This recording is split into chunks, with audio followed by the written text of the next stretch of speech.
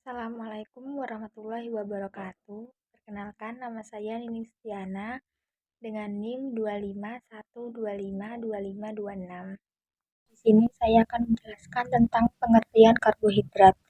Karbohidrat adalah sakarida atau gula yang tersusun dari atom karbon, hidrogen, dan oksigen dengan perbandingan hidrogen dan oksigen 2 sampai 1 seperti air. Karbohidrat juga memiliki gugus fungsi min OH, aldehida atau keton. Karbohidrat atau sakarida yang berarti gula dapat dibagi menjadi dua bagian, yaitu gula sederhana dan gula kompleks. Di samping ada gambar struktur karbohidrat, yaitu triose memiliki 3 atom C, dan tetrose memiliki 4 atom C, dan pentose memiliki 5 atom C, dan heksose memiliki 6 atom C. Kemudian yang selanjutnya yaitu monosakarida. Sifat umum monosakarida adalah larut dalam air, tidak berwarna, dan juga berbentuk padat kristal.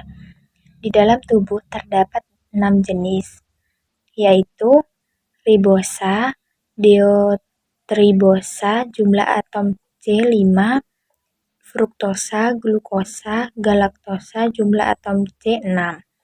Monosakarida terbagi atas dua kelompok berdasarkan gugus fungsionalnya, yaitu aldosa. Aldosa yaitu karbohidrat yang memiliki gugus aldehida. Kemudian yang kedua ketosa yaitu karbohidrat yang memiliki gugus keton.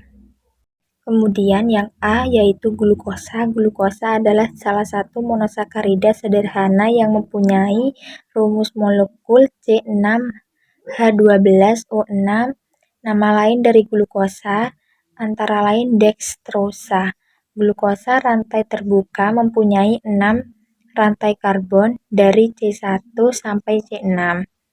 Pada C1 terdapat gugus fungsi aldehida, sedangkan C yang lain mengikat gugus hidroksi dan atom hidrogen.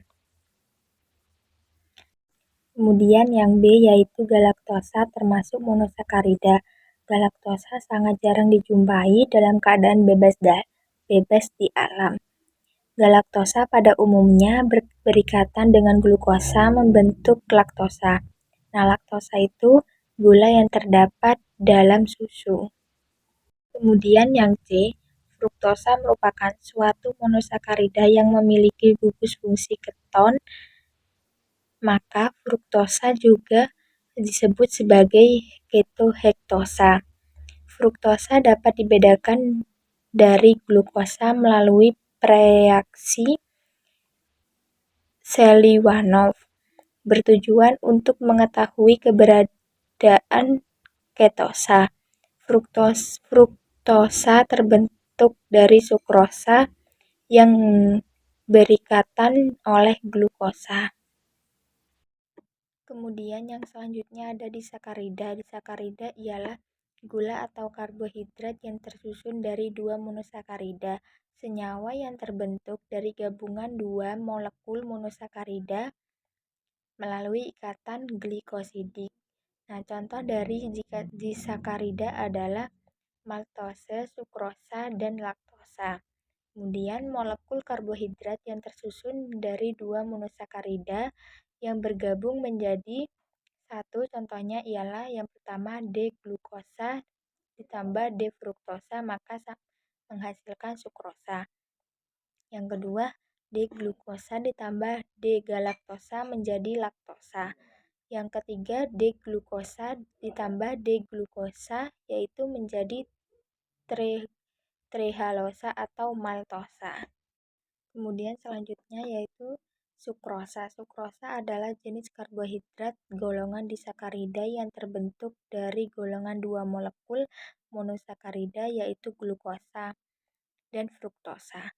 Memiliki rumus molekul C12H22O11. Kemudian yang selanjutnya ada laktosa. Laktosa merupakan satu dari dua golongan selain sukrosa. Laktosa merupakan disakarida yang terdiri dari monosakarida, glukosa, dan galaktosa. Laktosa membentuk kristal yang besar dan tidak mempunyai kelarutan yang baik dalam air. Daya larutan yang dimilikinya hanya 20% pada suhu ruang. Selain itu, laktosa memiliki karakteristik rasa kurang manis jika dibandingkan dengan sukrosa. Yang C yaitu maltosa, terdiri dari dua satuan monosakarida, yaitu glukosa dan glukosa. Glukosa yang memberikan atom C nomor 1 mengikat gugus lain ditetapkan sebagai glukosa pokok. Glukosa pokok yaitu alfa, maka disebut 1-4 alfa.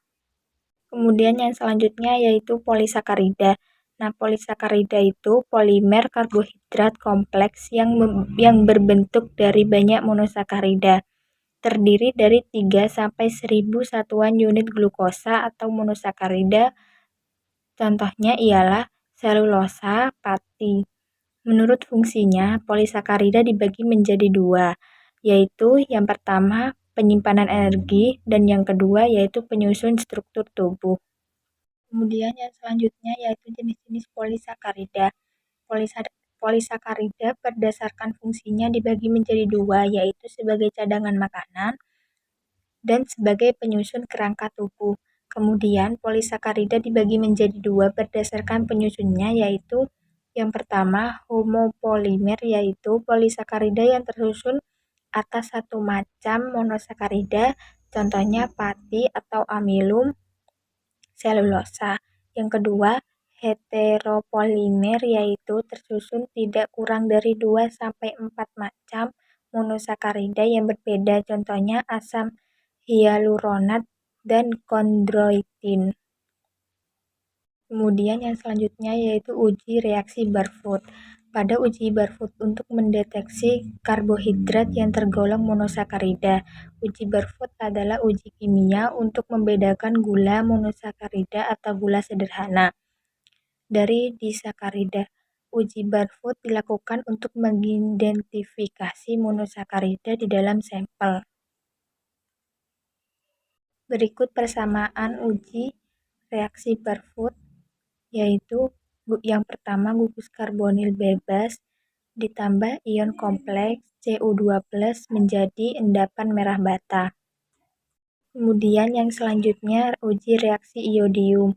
Iodium sangat tidak larut dalam air, oleh karena itu reagen iodium dibuat dengan melarutkan iodium dalam air dengan kalium iodida. Uji iodium dilakukan untuk mengidentifikasi karbohidrat golongan polisakarida. Jika tidak terdapat perubahan warna, maka disimpulkan monosakarida atau disakarida.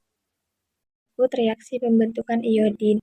I2 ditambah Ki menjadi I3- ditambah Ki+, maka iodin I2 dilarutkan dalam kalium iodida Ki untuk membentuk ion triiodida I3- yang larut dalam air.